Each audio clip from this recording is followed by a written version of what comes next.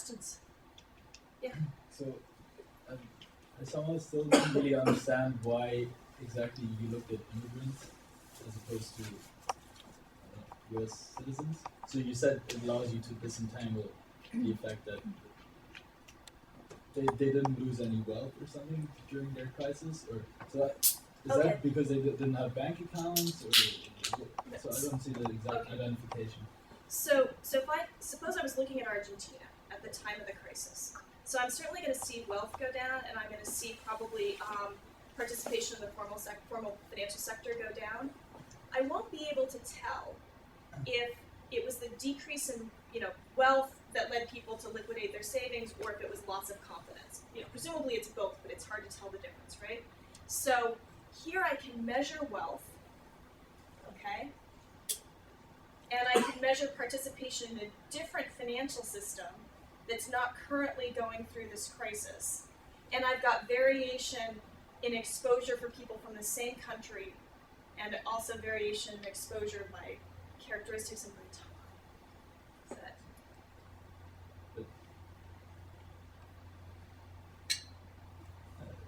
So it's sort of I think it's partly because I'm separating it in time, right? So this is after the crisis, and I can measure wealth, okay? So I've taken people... You can measure wealth when in the U.S. I can measure wealth in the U.S. right now, at the time of the survey. Okay, so let's assume that to the extent that the crisis affected wealth, I've got that measured. I've measured that correctly. Close enough. So I can disentangle wealth. So I can control separately for the effect of wealth on financial market participation. So that's in the regression. So now it's just, did I live through a crisis? So that has to be something about beliefs or confidence or preferences or crazy unobservables that are correlated with exposure to the crisis. And then I'm looking at people in a common institutional environment, so it's not something... Is that... Yeah, okay. I think the paper that's closest to as an identification strategy that's similar to this is Alessina has a paper where he looks at East Germans and West Germans and tries to see if, having lived through communism, that affected the beliefs of East Germans after reunification. And it's a similar issue. Like, if you can't study that just in East Germany, when East Germany was East Germany, because there's too many things going on at the same time, but once you're back to democracy, you have a different government structure, you can see if there's continued lasting effects of that exposure. And so this is a similar idea here. What about occupation? Did you try to control for occupation? We have, are you in the labor force or not? We haven't, and then we looked at, self-employment as an outcome variable, but we haven't controlled for the sector that you're in. Presumably wealth, income, and education are and age are and country, those things are all in there. So I don't know what's left, but that would be something to look at as well. What are you thinking? No, I mean, because many occupation implies cash business mostly, not transactions through the formal banking. That's true too, and there's certainly neighborhoods where immigrants live, or where anybody lives in the city of Chicago, where writing a check for your rent is not going to work. You have to pay cash, and so the place where you live might have an impact. And we certainly don't have fine enough geographic measures to account for things like that. Yes, that would be interesting. On a similar question, did you use anything? Institutions are a big determinant on where the country comes in, but sort of effective levels of paying taxes within that country. It seems like a big driver of whether you have a savings account or a checking account would be whether you're paying taxes here. I know that we have at some point run things where we've put in measures of corruption and of the size of the black market in the country of origin, but kind of linking that to the prevalence of the cash economy in the country of origin. So just your beliefs about sort of the utility of cash relative to some alternative way of paying bills. That's they're somewhere in some pile of items, but I can't remember what they look like.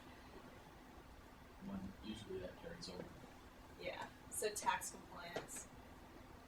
I have looked before for other projects at the percentage of immigrants, even undocumented immigrants, who have taxes withheld from their paychecks, and it's very high.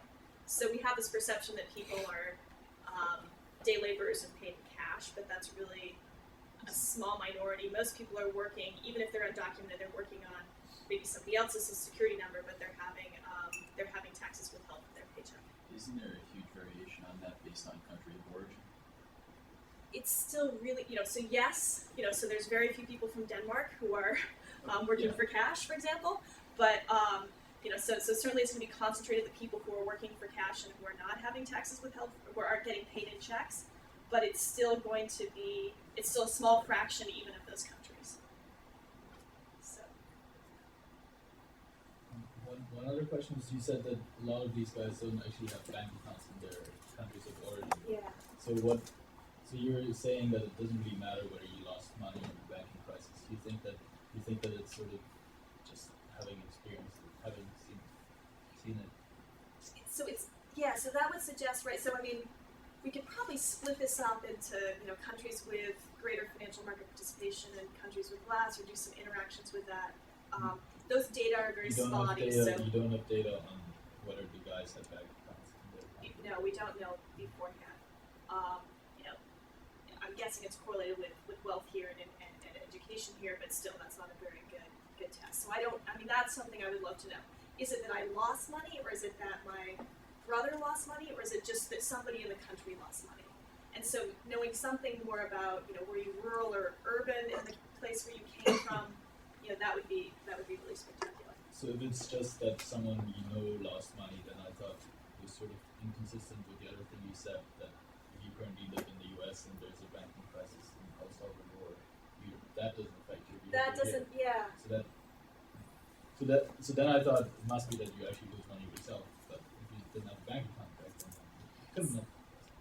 Yeah, so so somewhere in between those two things seems to be the case, right? So you don't, so it could be that someone we know quite well lost money and that you actually kind of saw the effects of it, or you heard some firsthand story, as opposed to a newspaper article that you could have read once you were in the US. It could also be that now you're in the US and you kind of are down-weighting events that happen in El Salvador because you realize they have less relevance for, in order for you to have been in the US and then there to be a crisis in El Salvador, you had to have been in the US longer, just given the structure of the data. So you can't really have, so that could be part of it as well.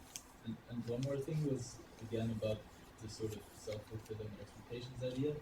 So maybe you think that actually precisely low investor confidence caused the crisis in the first place. Yeah. How do you deal with that? So I think that's hard to address directly.